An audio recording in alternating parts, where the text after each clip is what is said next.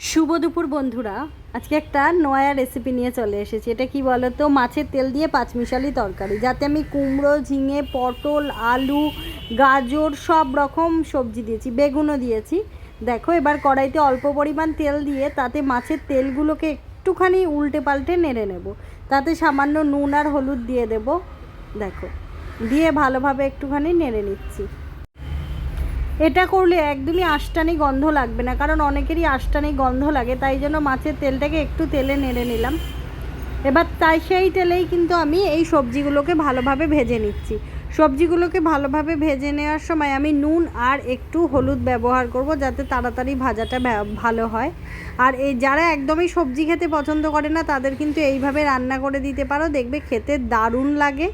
আর এই দিয়েই কিন্তু এক থালা গরম গরম ভাত খাওয়া হয়ে যায়। আমি বলতে পারি তোমরা এই রেসিপিটা একবার ট্রাই করতে পারো। এবার দিয়ে দিলাম সামান্য নুন, হলুদ আর কাশ্মীরি লঙ্কার গুঁড়ো। আবারও বলছি, লঙ্কার গুঁড়োটা ইচ্ছা না হলে দেবে না। আর দিয়ে দিলাম একটুখানি চিনি। আমাদের এখানে একটা অনুষ্ঠান রয়েছে গো, তাই এতটা আওয়াজ পাচ্ছ তোমরা। এই আওয়াজটাকে একটু ইগনোর করে ভিডিওটা একটু দেখো, আর কেমন লাগলো জানিও। এবার মাছের তেলগুলোও কিন্তু এতে দিয়ে দিচ্ছি, দিয়ে ভালোভাবে এই সবজির সঙ্গে মাছের তেলটাকে কষিয়ে নেব। দেখতে কত সুন্দর লাগছে, তাই না? দেখে লোভ লাগছে তো। তবে যারা মাছের তেল খেতে ভালোবাসো বা পাঁচমিশালি তরকারি, তারা কিন্তু এটা একবার ট্রাই করতে পারো। আশা করি তোমাদেরও ভালো লাগবে। যেহেতু মাছের তেল, সেই ক্ষেত্রে জানোই তরকারিটা একটু তেল তেল ভাব বেশি থাকবে।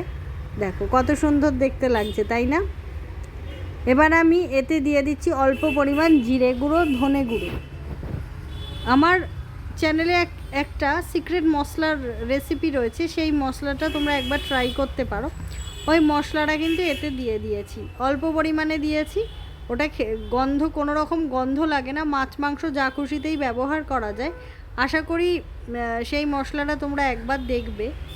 দেখো, আলুটাকে তোমাদের দেখিয়ে দিচ্ছি, পুরো সেদ্ধ হয়ে গেছে আলুটা। কত সুন্দর কালার এসেছে, তাই না? দেখো, দিয়ে দিলাম অল্প পরিমাণ ধনে পাতা। এই ধনে পাতাটা কিন্তু তোমাদের ব্যবহার করতেই হবে। ধনে পাতাটা দিয়ে দিয়েছি, কালারটা কত সুন্দর এসেছে, তাই না? ধনে পাতা, আবারও বলছি, এটা কিন্তু ব্যবহার করবেনই।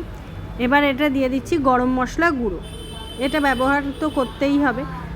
আর দিয়ে দিয়েছি একটুখানি স্পেশাল মশলা, দিয়ে ভালোভাবে এটাকে আবারও একটু নেড়ে নেব। দেখুন, এটা নেড়ে নেব, ভালোভাবে নেড়ে নেব একটু। তৈরি হয়ে গেল আমার মাছের তেল দিয়ে পাঁচমিশালি চচ্চড়ি। এটা খেতে যে কী ভালো লাগে, যারা খায় তারাই জানে। আমি একটু আমার মতন করে করেছি। দেখুন কত সুন্দর দেখতে লাগছে। ভিডিও ভালো লাগলে একটু পাশে থেকে সাপোর্ট করবেন। নয়া কোনো রেসিপি দেখতে চাইলে অবশ্যই কমেন্ট করবেন। সুস্থ থাকবেন, ভালো থাকবেন, ফিরছি পরের ভিডিওয়।